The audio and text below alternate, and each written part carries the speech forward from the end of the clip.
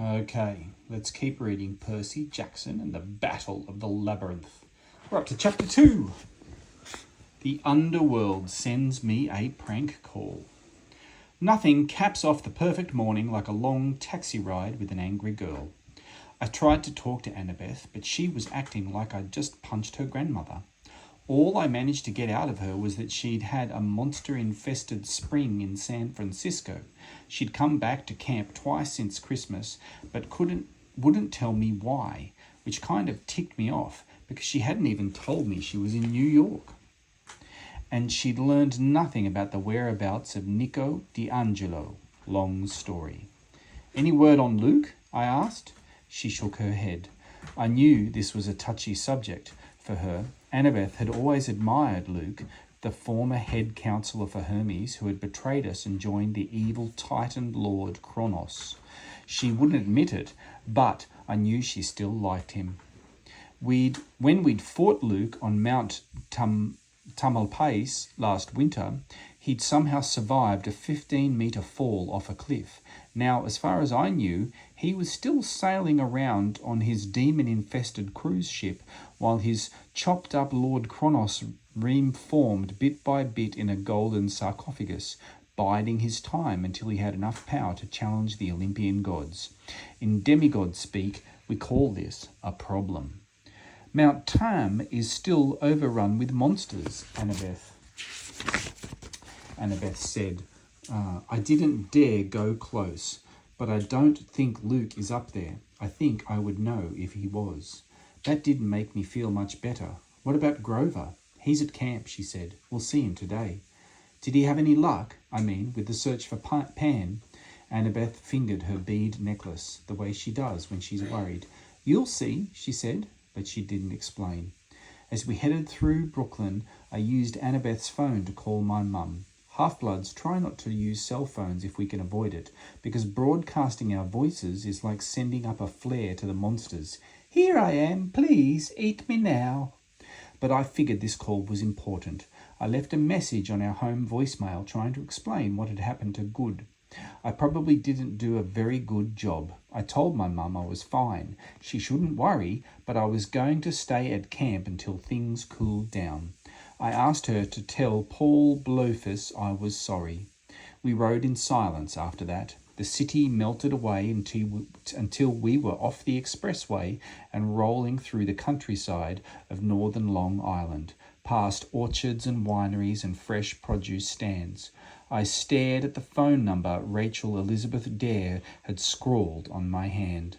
I knew it was crazy, but I was tempted to call her. Maybe she could help me understand what the Impusa had been talking about. The camp burning, my friends imprisoned, and why had Kelly exploded into flames? I knew monsters never truly died.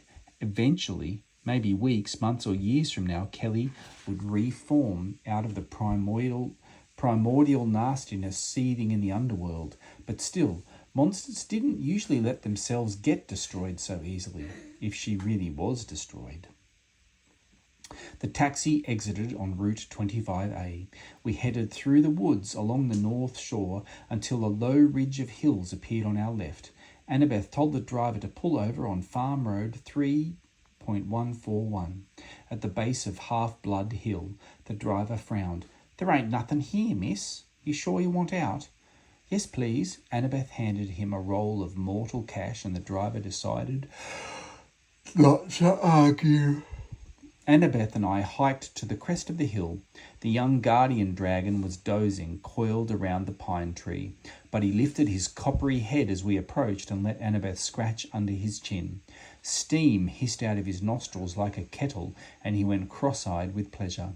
Hey, Peleus, Annabeth said, keeping everyone safe? The last time I'd seen the dragon, he'd been 2 meters long. Now he was at least twice that, and as thick around as the tree itself. Above his head, on the lowest branch of the pine tree, the golden fleece shimmered, its magic protecting the camp's borders from invasion. The dragon seemed relaxed, like everything was okay. Below us, Camp Half-Blood looked peaceful. Green fields, forest, shiny white Greek buildings. The 4-story farmhouse we called the Big House sat proudly in the middle of the strawberry fields. To the north, past the beach, the Long Island Sound glittered in the sunlight. Still, something felt wrong. There was tension in the air, as if the hill itself were holding its breath, waiting for something to happen. We walked down into the valley and found the summer session in full swing. Most of the campers had arrived last Friday, so I already felt out of it. The satyrs were playing their pipes in the strawberry fields, making the plants grow with woodland magic. Campers were having flying horseback lessons, swooping over the woods on their Pegasi. Smoke rose from the forges and hammers rang as kids made their own weapons for arts and crafts. The Athena and Demeter teams were having a chariot race around the track, and over at the canoe lake some kids in Greek trimere were fighting a large orange sea serpent. A typical day at camp. "I need to talk to Clarice," Annabeth said. I stared at her as if she just said I need to eat a large smelly boot. What for? Clarice from the Aries cabin was one of my least favourite people. She was a mean, ungrateful bully. Her dad, the war god, wanted to kill me. She tried to beat me to a pulp on a regular basis. Other than that, she was just great. "We've been working on something," Annabeth said. "I'll see you later." "Working on what?" Annabeth glanced towards the forest. "I'll tell Chiron you're here," she said. "He'll want to talk to you before the hearing." "What hearing?" But she jogged down the path towards the archery field without looking back. "Yeah," I muttered. "Great talking with you too." As I made my way through the camp, I said hi to some of my friends. In the big house's driveway, Connor and Travis stole from the Hermes cabin were hot wiring the camp's van. Selena Beauregard, the head counselor for Aphrodite, waved at me from her Pegasus as she flew past. I looked for Grover, but I didn't see him. Finally, I wandered into the sword arena where I'd usually go when I'm in a bad mood. Practicing always calms me down. Maybe that's because swordplay is the one thing I actually understand. I walked into the amphitheatre and my heart almost stopped. In the middle of the arena floor, with its back to me, was the biggest hellhound I'd ever seen. I mean, I've seen some pretty big hellhounds. One the size of a rhino tried to kill me when I was 12. But this hellhound was bigger than a tank. I had no idea how it had got past the camp's magic boundaries. It looked right at home, lying on its belly, growling contentedly as it chewed the head off a combat dummy. It hadn't noticed me yet, but if I made a sound, I knew it would sense me. There was no time to go for help. I pulled out Riptide and uncapped it. "Yah!" I charged. I brought the blade down on the monster's enormous backside, when out of nowhere another sword blocked my strike. Clang! The hellhound pricked up its ears. Woof! I jumped back and instinctively struck at the swordsman, a grey-haired man in Greek armour. He parried my attack with no problem. "Whoa there," he said. "Truce?"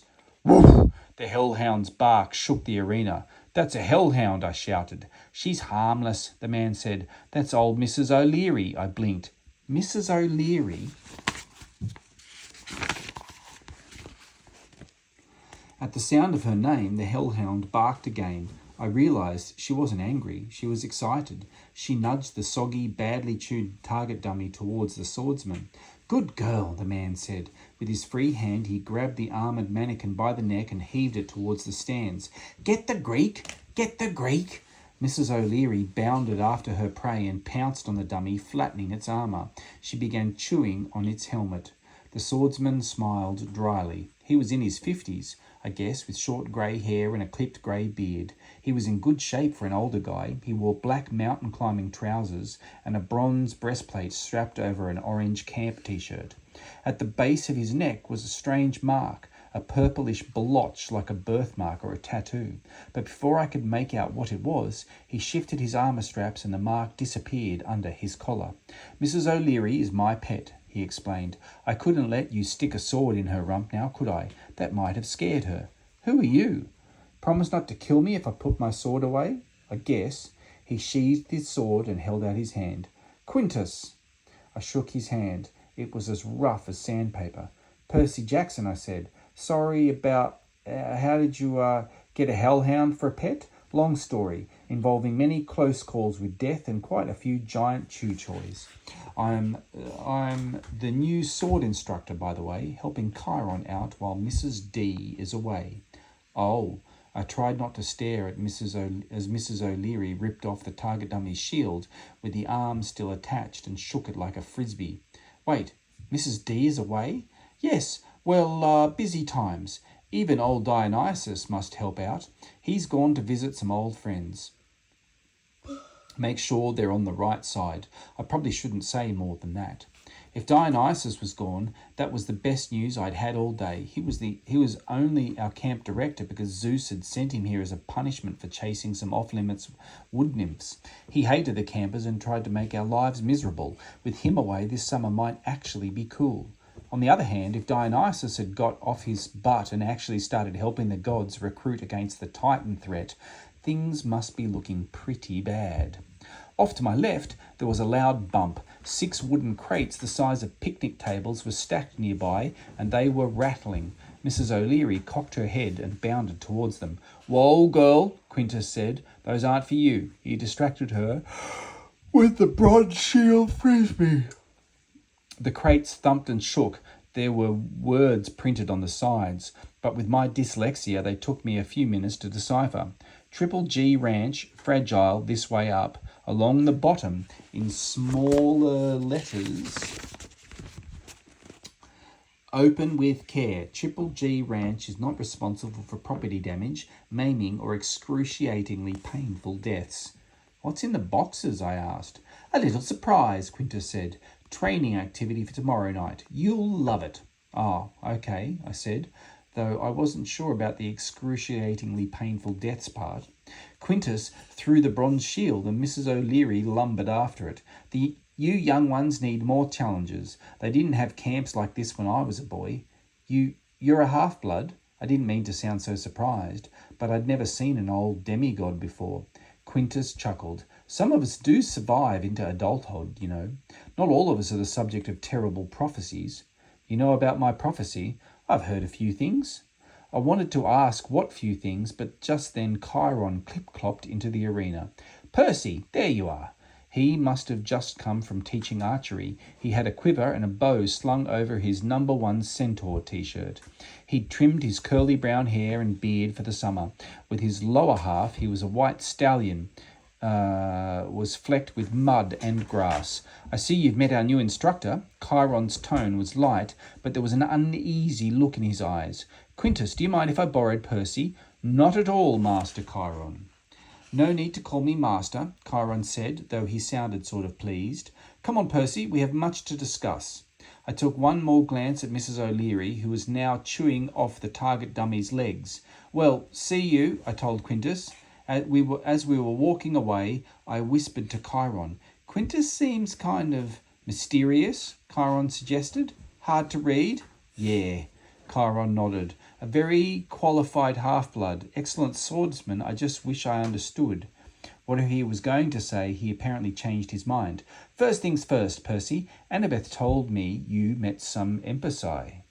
Yeah, I told him about the fight at Good and how Kelly had exploded into flames.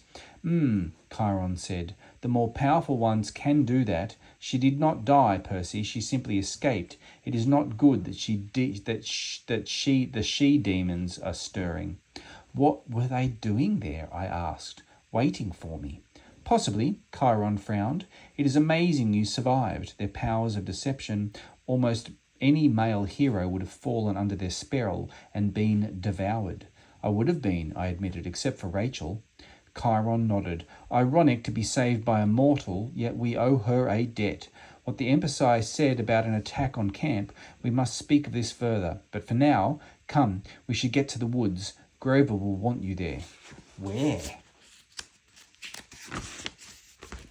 At his formal hearing, Chiron said grimly. The Council of Cloven Elders is meeting now to decide his fate. Chiron said we needed to hurry, so I let him give me a ride on his back. As we galloped past the cabins, I glanced at the dining hall, an open-air Greek pavilion on a hill overlooking the sea. It was the first time I'd seen the place since last summer, and it brought back bad memories. Chiron plunged into the woods. Nymphs peeked out of the trees and to watch us pass. Large shapes rustled in the shadows, monsters that were kept in here as a challenge to the campers. I thought I knew the forest pretty well after playing Capture the Flag for 2 summers, but Chiron took me away I didn't recognise, through a tunnel of old willow trees, past a little waterfall and into a glade blanketed with wildflowers. A bunch of satyrs were sitting in a circle on the grass. Grover stood in the middle, facing 3 really fat satyrs who sat on topiary thrones shaped out of rose bushes. I'd never seen the 3 old satyrs before, but I guess they must be the council of cloven elders. Grover seemed to be telling them a story. He twisted the bottom of his t-shirt, shifting nervously on his goat hooves. He hadn't changed much since last winter, maybe because satyrs age half as fast as humans. His acne had flared up, his horns had got a little bigger, so they just stuck out of his curly hair. I realised with a start that I was taller than him now. Standing off to one side of the circle were Annabeth, another girl I'd never seen before, and Clarice. Chiron dropped me next to them. Clarice's stringy brown hair was tied back with a camouflage bandana. If possible, she looked even buffer, like she'd been working out. She glared at me and muttered, "Punk," which must have meant she was in a good mood. Usually she says hello by trying to kill me. Annabeth had had her arm around the other girl who looked like she'd been crying. She was small, petite, I guess you'd call it, with wispy hair the colour of amber and a pretty elfish face. She wore a green chiton and laced sandals, and she was dabbing her eye with a handkerchief. "It's going terribly," she sniffed. "No, Annabeth patted her shoulders. "You'll be fine, Juniper." Annabeth looked at me and mouthed the words, "Grover's girlfriend." At least I thought that's what she said, but that made no sense. Grover with a girlfriend? Then I looked at Juniper more closely and I realised her ears were slightly pointed. Her eyes, instead of being red from crying, were tinged green, the colour of chlorophyll. She was a tree nymph, a dryad.